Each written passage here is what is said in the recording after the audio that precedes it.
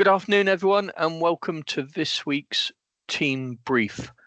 I'm Dave Sowen, I'm the Acting Chief Executive. I'm joined today, very delighted to be joined today by Rachel McGowan, who's the People Development Operational Lead, who's going to update us around apprenticeships.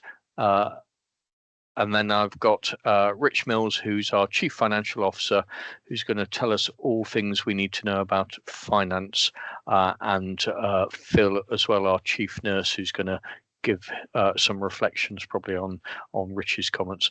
And then, as always, I've got lovely Liv on the decks, who's going to control the chat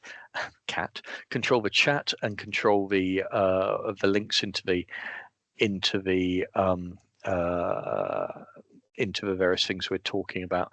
So I asked, I've got a few updates to give, but I asked the comms team for some positive news that I could share with you. So it is World Cancer Day today, the 4th of February. It is Black History Month. It is LGBT History Month as well. So there's a lot going on. It is also Children's Mental Health Week, so it's a crowded agenda. When I asked the comms team for the good news stories, they said, well, it's Valentine's Day soon and it's Pancake Day soon. So I said that's really helpful. But what I would say is it is tomorrow is World Nutella Day. So there we are. There's some useless facts for you.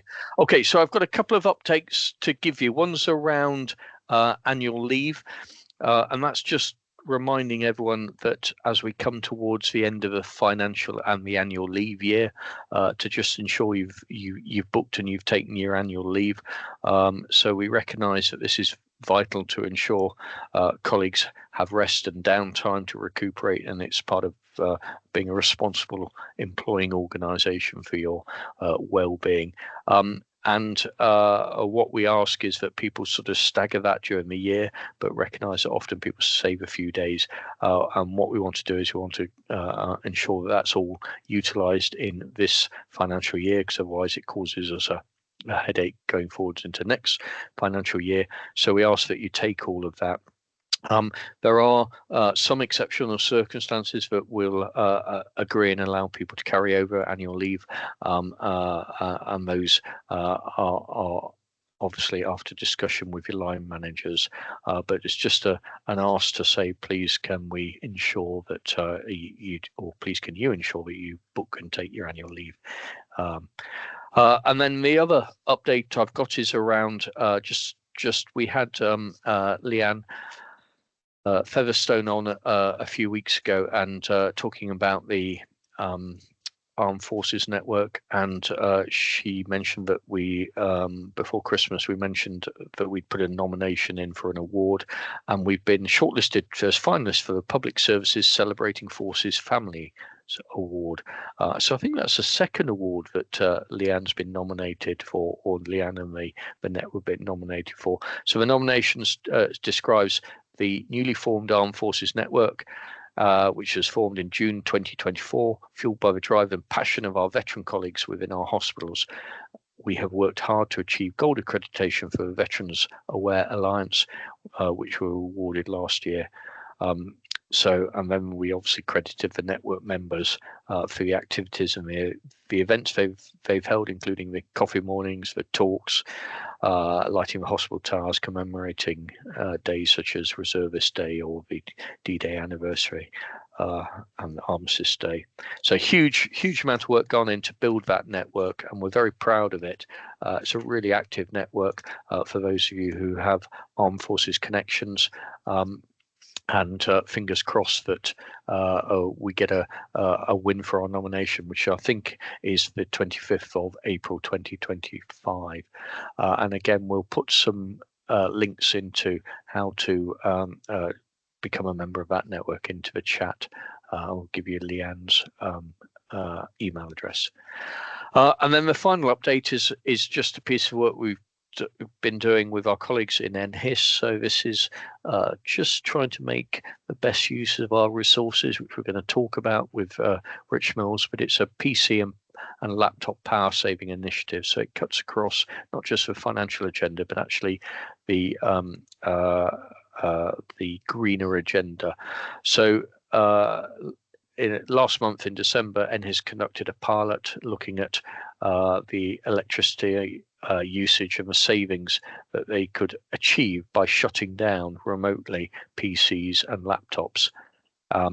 And what they've demonstrated is a very significant saving to individual costs of running the laptops, but more importantly to us as a trust. And obviously this has this significant impact on the environment. So we've now started to roll this out, and from last week we started to roll this out across the trust, where changes will be applied. And what that means is that if you're on your laptop or on your PC, after 30 minutes or so of it nothing having happened, if it's been idle for 30 minutes, it enters sleep mode, and that just means that the screen turns itself off, your computer saves everything you're working on, and it enters a low power state, meaning it uses very little electricity, and then you wake your computer up by just pressing a key or moving the mouse. So I suspect you're all pretty familiar with that, but this is just making sure this happens across all the devices.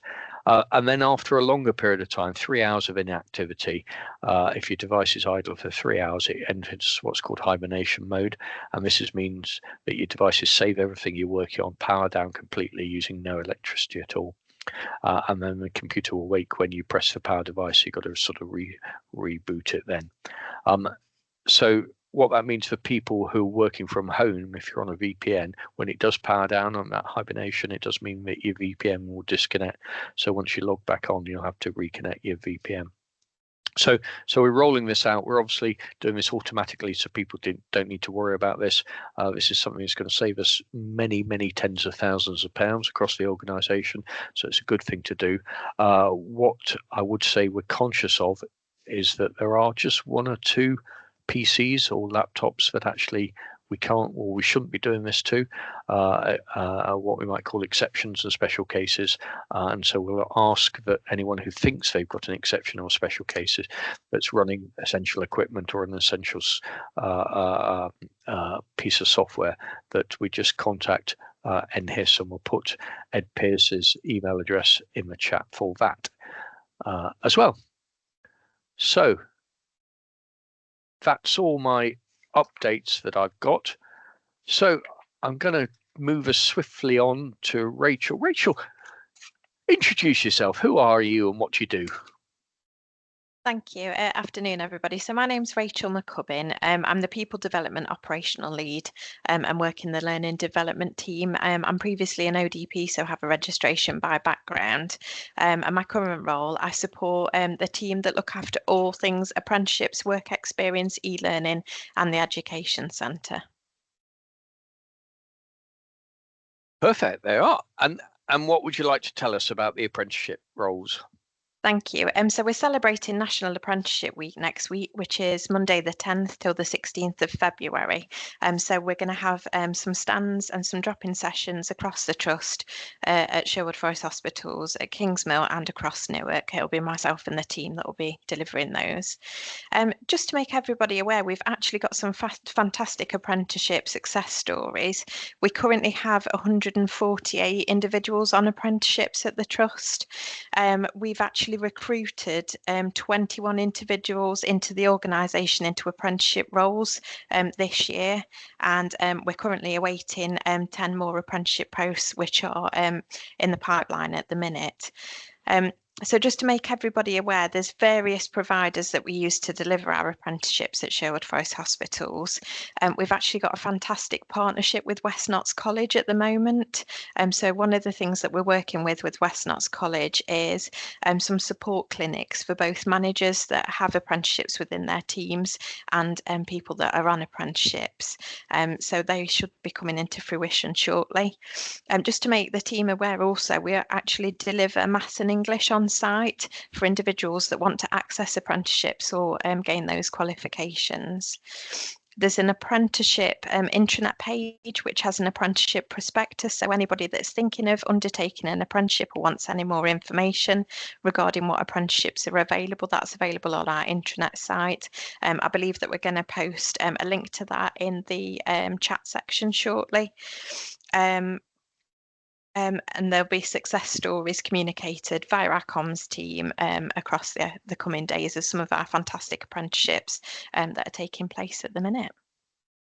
Brilliant, a really positive story that then, and so we'll put that intranet page or apprenticeship page into the chat for you. I'm just conscious that actually sometimes we think, oh, what about an apprenticeship, and then people sort of lose the conversation. So are they able to contact you or one of the members of your team to sort of talk that through? Absolutely, yes. So we have an apprenticeships email address, which will be put in the chat shortly. But if anybody wants to speak about apprenticeships and the possibility, you can contact myself or send an email through the email address and we'll get back to you. So it's Rachel McCubbin and I'll be found on the call log. Brilliant. Okay, we'll just see if any questions come in. Phil, I might pick on you just while you sat there doing nothing, just saying you're a real supporter with apprenticeships and bringing these into the organisation, aren't you? Thanks, Dave and Rachel. I wondered why you invited me along. Yeah, interestingly, I did an apprenticeship myself a few years ago. So there's apprenticeships available for people of all ages and all stages of your career. So through the apprenticeship route, apprenticeship levy, I was able to do my master's degree. So, it supported me even as a senior leader. So I can talk from personal experience. I think they're available for staff right through your career.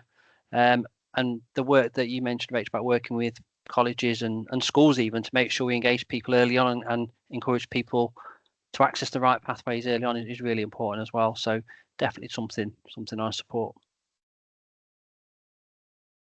Thanks, Phil. And this is all part and parcel of us wanting to ensure that Sherwood's seen as an employer of choice and offering all those opportunities. The bit that always gets me, and I'm sure people get a bit fed up with it, but when we have those step into the NHS days, it's 350 different roles, and I suspect that was a few years ago. It's just the variety of opportunities that we have within the NHS is enormous. Yeah, absolutely. Perfect. I can't see any questions just yet, Rachel, but we're going to keep you on the call if that's all right, and just see if any come in around this. But really good to hear that, and it'd be good to celebrate National Apprentice Week next week. Okay, Rich, I'm going to sort of hand over to you a bit. What I thought we'd do, I know that just at the moment we're doing a number of sort of what we might term budget holders briefings to try and update everyone in the organisation about the financial climate. But what I thought I might do is just do a bit of a question and answer session and see if I can preempt some of the questions that people have got around this. Does that sound all right? Yeah, afternoon, everyone. Yep, sounds great, Dave. You reckon? Okay, so I guess the first question is the easy question. So what's the financial position of the trust currently? Yeah, thank you. I should be able to get that one. So at the start of this financial year, which runs April 2024 to March 2025, when we were submitting our plans, we identified a funding deficit of £14 million. So effectively what that means is we thought we'd spend £14 million more than what our funding or our income allocation would be to deliver the services that we need to deliver. NHS England agreed to that plan, and they agreed to give us £14 million to help to cover that shortfall. But with that came a clear expectation that we'd then deliver everything else that we'd set in our budgets.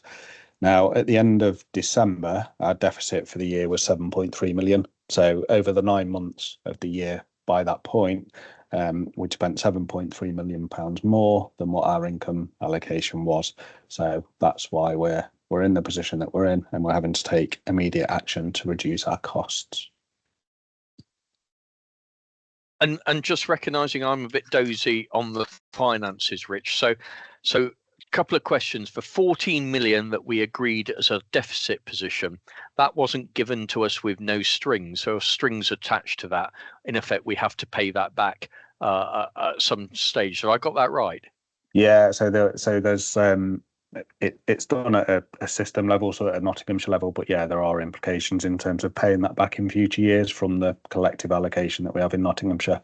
It also had an impact on the allocation that we were given for capital. So capital expenditure is for things like buildings or larger pieces of equipment that we tend to buy and own for more than a year, and some of our digital things. So we get an allocation for capital every year.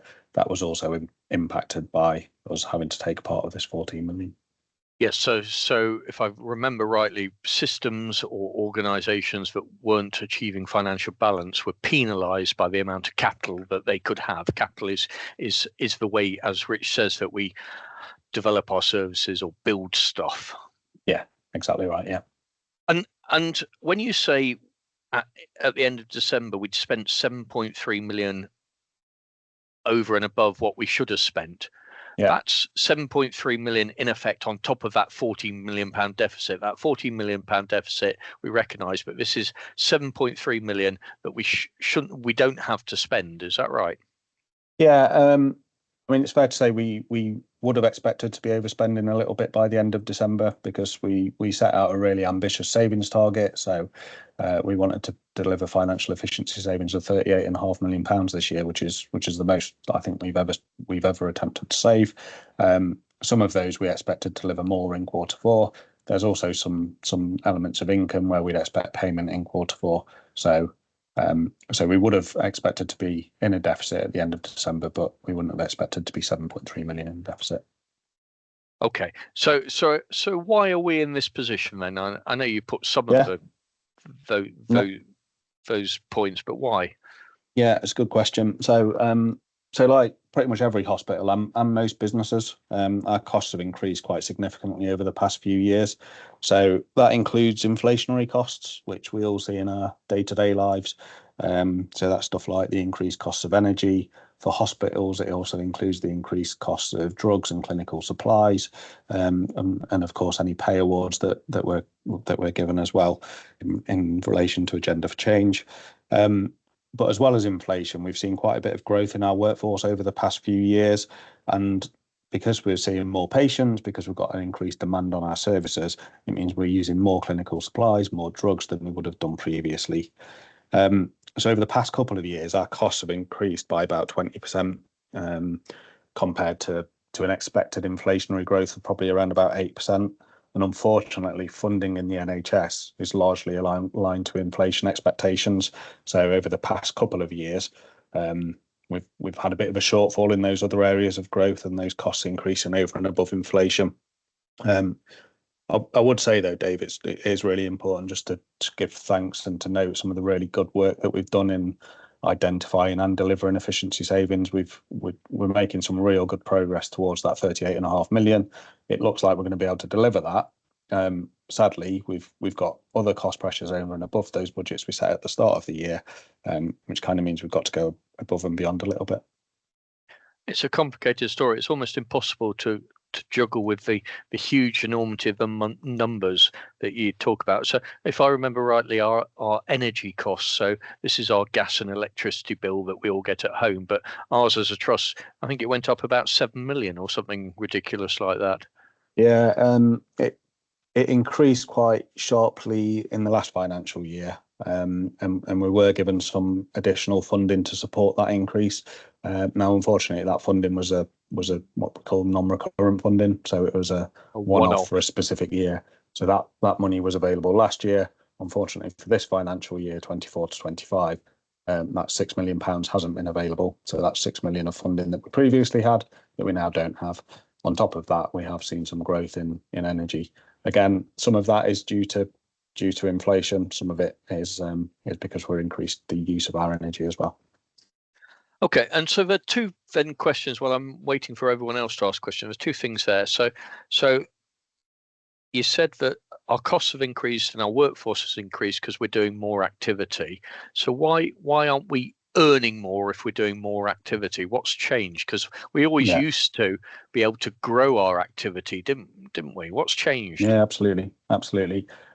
So what's changed is the way that funding flows into hospitals. So for a long period, probably I'd say about 15 years, we were operating under what was called payment by results, or the national tariff. And effectively what that meant was for every patient that we saw, every treatment that we provided, we were able to assign a price and effectively charge that to our commissioners, which meant the more activity that we did, the more income we generated. Now that income wasn't always sufficient to cover the costs, and that's why the organisations run a deficit in the past. During COVID and during the pandemic, the funding mechanisms were changed. So just to make sure that hospitals had enough money, we moved to what's called a block contract. So effectively, you're given an allocation of money at the start of the year, which should be sufficient to deliver. That has kind of stayed in place over the last few years. There's been a bit of a hybrid. So we are now paid for some of the planned care that we provide. So if we have day cases or elective inpatients or outpatient first attendances, for example, we do attract a price, so we get extra income for the more of that we deliver. Unfortunately, what we don't get any extra funding for are things like A&E attendances or emergency admissions or critical care stays, for example. So those are all funded and covered by a block contract, which means the more we spend against them, we don't get income that offsets it.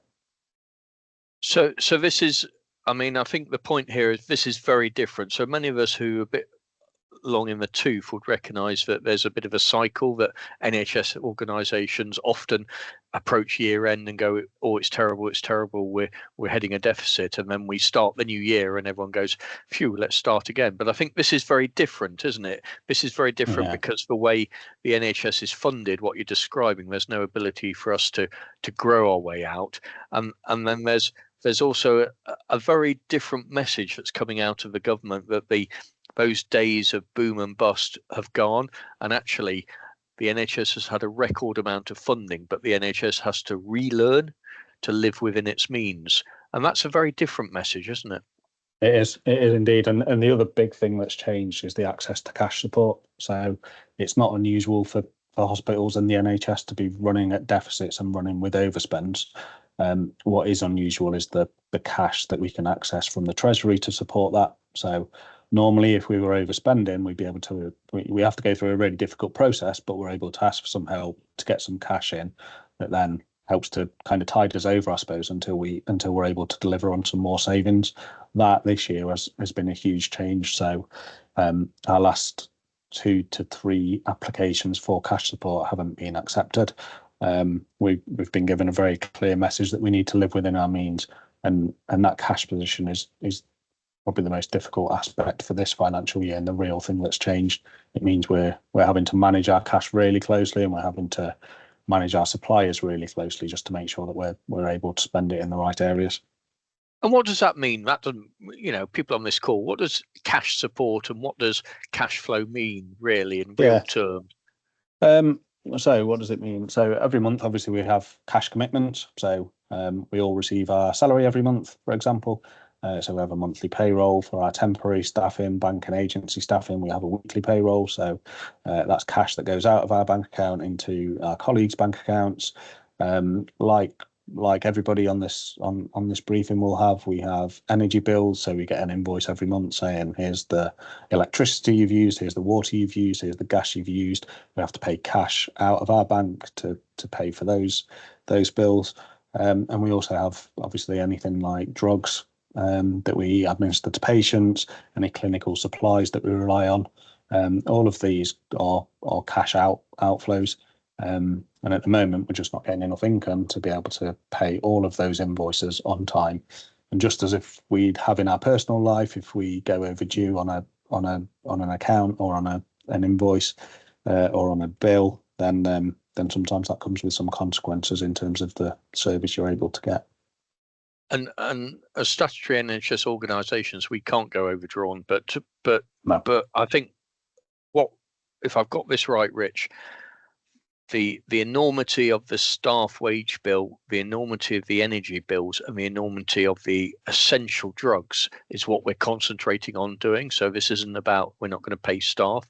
This is about that's what takes up our cash that we've got available. But what that means is there's none or very little left for anything else. Is that a fair way of summarising? Yeah. Yeah, that's a really good way of summarising it. So yeah, we do still get contractual income every month from that block that I talked about earlier and from that elective activity we do. So that contractual income we get more than covers our pay bill, our substantive pay bill every month to make sure that we're able to pay that. And exactly as you said, the areas we're trying to safeguard as much as possible are those costs of the essential drugs, essential clinical supplies, our kind of critical running costs, so electricity, keeping the lights on, keeping the water flowing, things like that. And also those statutory payments we have to make, for example, our tax bill to HMRC. But it means there's very little, if any, left over for some of the more discretionary things. For example, office equipment, hospitality, potentially non-essential training and things like that. Okay, I'm going to bring Phil in a bit about this, but we talked earlier about apprenticeships, and that's bringing more workforce in, and we said we've got more workforce. So it's just your thoughts on that, and I think my take is probably it's a different pot. And then you also mentioned earlier about some of the big things we're doing around. You called it capital, and so how if we're cash strapped and we're saying, well, we can't send you on training, how can we build an MRI scanner or a community diagnostic hub? It's just understanding that a bit. Yeah, so I'll start with that latter one first, actually, because that is a question that I've seen and people have asked me. So we've got a community diagnostic centre that we're building at Mansfield Community Hospital. We've got the electronic patient record project, which is a large capital project.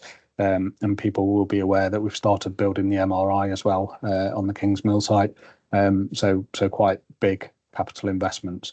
What happens with these sort of things is the NHS nationally ring fences funding for certain development areas where they align to national priorities. So diagnostics is a national priority, and our inpatient ability to deliver MRI scans is a priority. So for those sort of things, you can get national pots of money which are ring fenced for very specific purposes. So if we weren't to use it on those projects, then we wouldn't get the money. We can't use it to run our business as usual services. But that's why we're still able to invest and proceed with what are really, really important and really exciting projects, actually. Okay, that's helpful. So there are one or two questions coming in. We'll post those and just give you a break. I'm just going to bring Phil in for his thoughts on this, and also Phil. So with your sort of background, I kind of figure you're a bit concerned about our ability to maintain our services and our quality and our safety and all those sort of things. Thanks, Dave, and thanks, Rich, for the honest and it might be a blunt pitch, but I think it's really important we get an honest, transparent view of the current situation because it does affect us all. And we've done a few briefings this morning, haven't we, Rich, on this topic with some of your budget holders, team leaders, etc. So it's important we keep getting that message out there and you to share it with your teams as well. I suppose back to your question, Dave, one of my roles and jobs on the trust board is to assure the board of safety and quality within the organisation. So yeah, of course it concerns me, as I know it does yourself, Rich, and the whole trust board. But I think some of the actions and things that Rich has outlined that seem quite severe and strict are there to make sure we do maintain the key safety measures and make sure we can still have drugs available, supplies in the right numbers and quantity and in the right time. So I think that's the reason these measures are being taken. What I would say to people is we're asking you to think carefully about how we spend money, what you order, what we do. What you must not do is make bad decisions that could affect patient care or staff's well-being. I think what you need to do is escalate and share that. So if you think you're holding the risk and you're not sure whether you can have something, kind of make that order, escalate that, share that burden. I don't want you to sit and hold that risk. And equally, those things can be cascaded up to us as an executive team and board, so we can help with some of that decision making, because it's a big burden to put on people to expect to make decisions, and we need to make sure we make the right decisions when we're having to think differently. So we're all committed to making sure that we still maintain safety and quality, but we can't lie and deny that things are and will be different. So we might not be able to invest in things we want to do, me included. We might not be able to put that new post in that I want to put in, or change that service. There's things we might just have to pause and not do at the moment, but that's so we can maintain our core business. What's the core things we must and need to deliver? And that's quite hard because we all want to develop and be better and take things forward. But there's a bit of a pause moment, I think, is how I see it, Dave. Just row back a bit, pause. What are the things that we absolutely need to do, and what are the things I might want to do and maybe do in the future, but I just can't at the moment. And that's a difficult message to get across to your teams and those that you work with. And Phil, we're not the only organisation struggling with this in Nottingham and Nottinghamshire, are we? No, and I've got chief nurse colleagues and all over the country, and I've not spoken to one who's got lots of money and isn't in this position. So I think it's definitely a national problem. I suppose what I am impressed with is how we're tackling it and how we're leading it. And again, when I talk to colleagues, some people it feels like in denial. Some people are keeping it all in and not sharing. I think the approach to share it with the organisation and all of you as our staff is the right approach. And another plea I would make to you is that you're the ones that are closer to our patients and our services, and you're the experts in your areas. If you've got ideas and things that you think we need to hear, share those with us. If there's things we're doing that you think, or it's a waste of money and I don't know why we're doing this in my area or why we're spending on this, share that with us. And we only know what we know.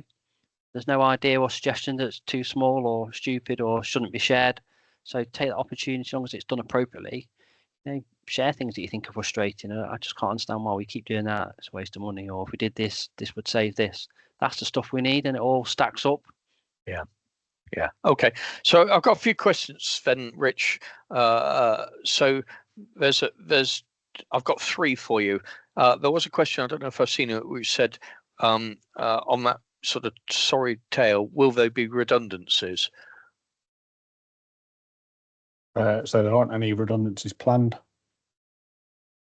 And I think this comes back to what we've been talking about. This is about spending money wisely. So we do have vacancy control panels where we scrutinise the posts to just ensure that actually those are appropriate posts to put in.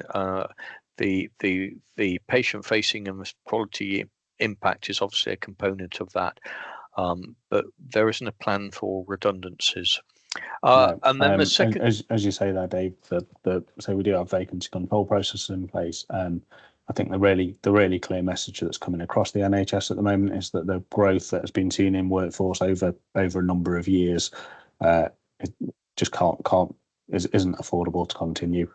So that's where we need to look at how we manage our workforce and the cost of our workforce at the moment. At Sherwood, we have quite a large reliance on temporary staffing, for example. If we were able to recruit to those posts and to use that money in a different way, it'd provide a better value for money, and hopefully then release some important resources to reallocate elsewhere. Yeah, that's a good point. Okay, the other question is a good suggestion. Are we able to generate income by selling some of our services and expertise to other organisations? Yeah, that's a really good question. So thank you for submitting that, David. So yes, to a degree, we would be able to. So if you've got ideas on that, as Phil mentioned, it'd be great to hear some ideas. There's a form that's just been shared as well on the Q&A, where people can submit ideas and they'll be reviewed by our improvement faculty and our finance team. So there are potentially opportunities around that. Of course, the difficulty with that is us having the resource to actually be able to sell it, because we're quite busy doing our day-to-day roles. But if we feel that's an opportunity, then it's certainly something we should explore. So yeah, thank you for that. And I think it's fair to say we haven't been great with our commercial opportunities across the NHS, let alone Sherwood. And that's something that we're going to have to get better at. The other one that I know I bang on to Rich about is that one of our areas where we have an ability to grow income is around research. So actually taking part in research, being an active research organization does generate income for us, particularly the commercial studies that we do, and that is a way that we can generate income. So just support that. Okay, and then the final question I've got, which may be one I've made up, which is, again, being a bit long in the tooth. We often have difficult conversations in February, March, January, February, March, and then we get to April, and that's year end, and it's for financial settlement. Now, what doesn't it all go away at year end then, when we get the new allocation? Yeah, I wish it would, but sadly that's not the case. So you might be dreaming of days gone by there, Dave. I think I think the very clear messaging that we're getting is that we need to live within our means, and the NHS needs to live within its means, and that's difficult because we've been in a period over 5 years where effectively we've been growing to manage the demand for our services. So some of that's just about doing things better ourselves to try and avoid duplication, to try and avoid waste, to try and manage things in a slightly different way and improve on our processes. Some of that's for us and the board to have conversations with our partners around Nottinghamshire about how we might be able to do things differently and more effectively as well. So we've got to dispel that myth that actually everything gets better at year end, and I can't see the financial climate improving in the next 12 months. The message, as I say, from Secretary of State is very, very clear. We have to live within our means. He has fought. He described it in a recent call that I was on. He described it that he's put his political career on the line to get more money for the NHS, and the NHS has to respond and step up to that and start to change its culture and the way it believes it can just keep spending to live within its means. And I get that a bit. I do get that a bit. And I think the points you're making, Rich, there, over the last few years, there has been that change, hasn't there, that actually debt incurred has been carried over year on year end, and all that happens is you stack up problems for us. So us as a system, we carry this debt over into next year, but we've got to pay that off as well and achieve financial balance. Yeah, that's exactly it. It's you might have heard during the pandemic, I heard people refer to the COVID credit card, and we have sort of overdraft facilities as well. But exactly as you say, David, that's catching up with us now. Where the credit cards have been cancelled, we've been asked to repay them, and we've been asked to repay that overdraft as well. Yeah. Okay, Phil, any final reflections from you? I can't see any other questions. Not very often I get the final word, Dave. Well, it probably won't be, but go on. No, I think we have to remind ourselves, like I say, what's our core purpose, what we're here for. We're here for patients first and foremost, and then each other. So when it feels like we're rationing, it's not just about pulling things back to what's essential and what we must do. And equally, we've all got a part to play in that. So whoever you are, wherever you work, your voice and your opinion matters. Your ideas are welcome. We also need your support to help us through this difficult financial period. And don't lose sight of all the great stuff you are doing and do amongst all this, because it feels really gloomy, but there's so much positive work that you and your teams do every day that I always remain in awe of how we find time to do that. So don't lose sight of that as well. Yeah, and so this is about cascading that message down to ensure that people understand the message. There's obviously those aspects in terms of that Rich mentioned about our financial efficiency program. 38.5 million was a real difficult ask, and it's been outstanding the way that people have responded to that. But we've done the simple stuff. This is about doing different things. This is about working differently. This is about changing pathways, changing how we work together, and we've got to get into those transformational changes as we go forward into the next year or two. Rich, any final comments from you? No, just to say thank you again for everybody everybody for everything that you're doing, and for all those that have attended the budget holder sessions as well, and have started to come up with new ideas. As we said earlier, there's a link in the chat for any other ideas, and really would appreciate any thoughts from anybody. So thank you. Great, thanks. Rachel, you've had a few questions around apprenticeships in the chat that you've been busy answering. Any final thoughts from you? No, just rest assured that the apprenticeship levy can still be accessed via the trust to fund those apprenticeship programmes. And thank you for having me today. Brilliant. Okay. So thank you all for today's team brief. Some varied topics. I wish you a good rest of the afternoon, and any ideas about the financial savings that we can possibly make and just that awareness. To be honest with you, I think the ask is to look after the trust money as though it's your own money, which it is in reality, because you paid for it. All right. Thanks very much, everyone. Have a good rest of the afternoon.